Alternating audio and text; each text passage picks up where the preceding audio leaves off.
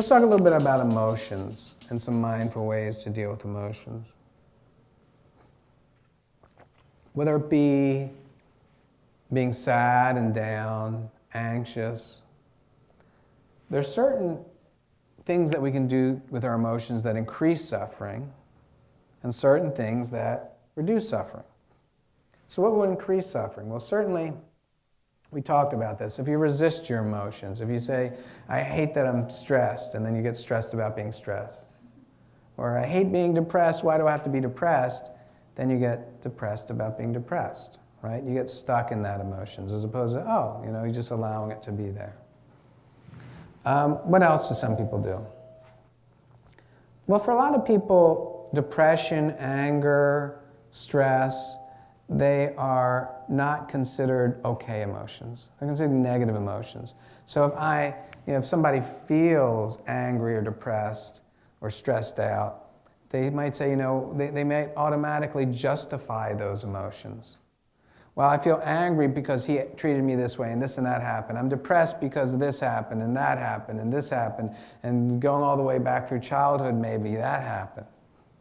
So what do you think happens if I'm down and I go ahead and list 20 reasons why I should be down? Do you think I feel better now?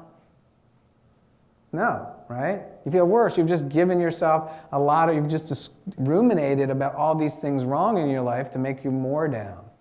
So this tendency to justify your emotions can lead to rumination and increased suffering. Reducing suffering. I feel down right now. Okay, let's let it be okay for me to feel that way right now. Not forever, it won't last forever, but let's let myself feel down. That would reduce suffering. Another way to reduce suffering is kind of simplifying our emotions. So let's talk first about not resisting emotions. I'm going to read one of my favorite poems. It's by Rumi. It's called The Guest House. This being human is a guest house. Every morning a new arrival, a joy, a depression, a meanness. Some momentary awareness comes as an unexpected visitor. Welcome and entertain them all, even if they're a crowd of sorrows who violently sweep your house empty of its furniture. Still, treat each guest honorably. He may be clearing you out for some new delight. The dark thought, the shame, the malice, meet them at the door laughing and invite them in. Be grateful for whoever comes, because each has been sent as a guide from beyond. Okay, so if you don't resist the emotions, they come and go. You're open for your next experience. Thank you so much. Simplifying, let's talk about that a little bit. Who here likes Bruce Springsteen besides me? Like Bruce Springsteen? You know what makes music and literature great are some of the lyrics we get. It's like someone took a knife, baby, edgy and dull, and cut a 6-inch valley through the middle of my soul. You just feel that, right? Especially if he sings it with that voice, you feel it even more, right? If he just sang, it's like I'm kind of bummed out. Wouldn't be selling many CDs, right? My point is, it's hard to be mindful. We hear this in literature, we hear this in plays, these metaphors. And we're tempted, we hear it all the time, we're tempted to tell our own life stories in that way, and that makes it harder to be mindful. In general, I'd say that complicated stories with complex metaphors are best suited for literature, songs, and theater. Describing our own lives in that matter makes it more difficult to be mindful. So if we say, for instance, if I say, I feel overwhelmed, I'm way too busy, I'll never finish, I'll never graduate, or this is horrible, I'll never find, so you break up with a boyfriend, girlfriend, it's horrible, I'll never find anyone else, I feel like I'm at the bottom of a deep, deep pit that I'll never get out of, and it's dark, it's very dark, at the deepest pitness of the pit, deep darkness, it's dark. It's hard to be mindful of that, right? So sometimes it's helpful to simplify your emotions.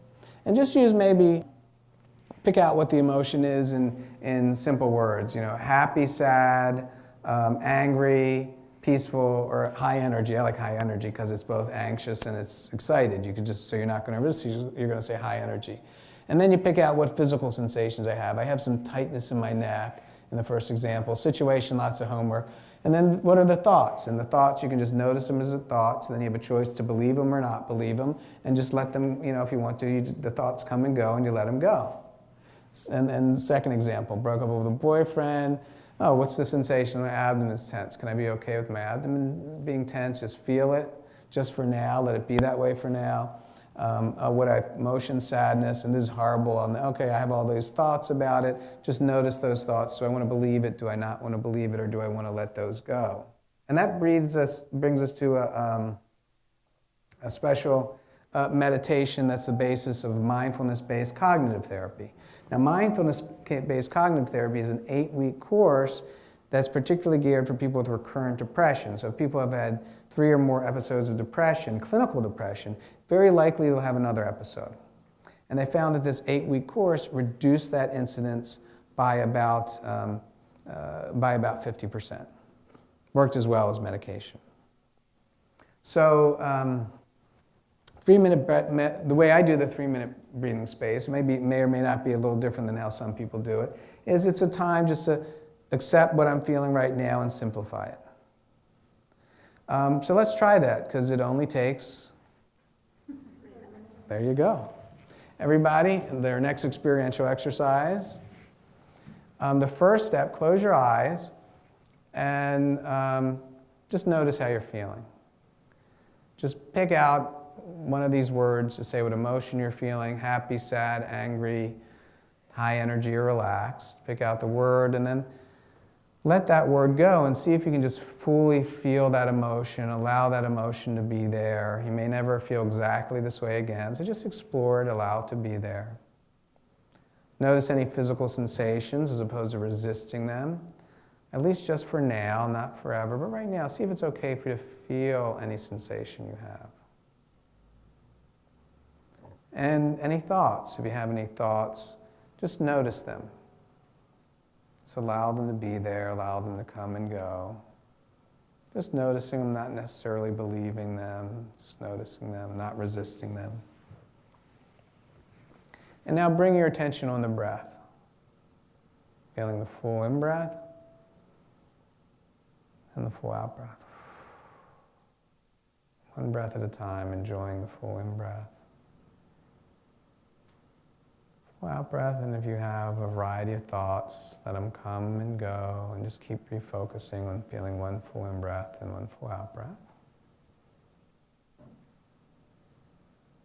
Do that for about another 30 seconds.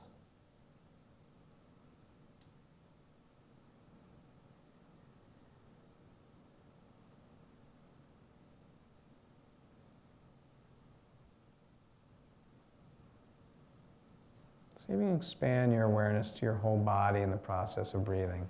See if your whole body breathing, relaxed and soft.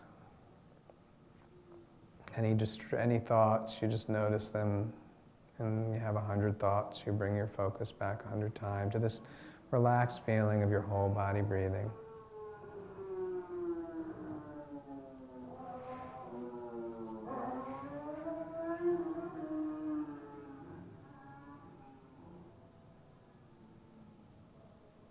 And when you're ready, let your eyes open. And that's the 3-minute breathing space. Just when you feel like it'd be helpful to simplify going through difficult emotions.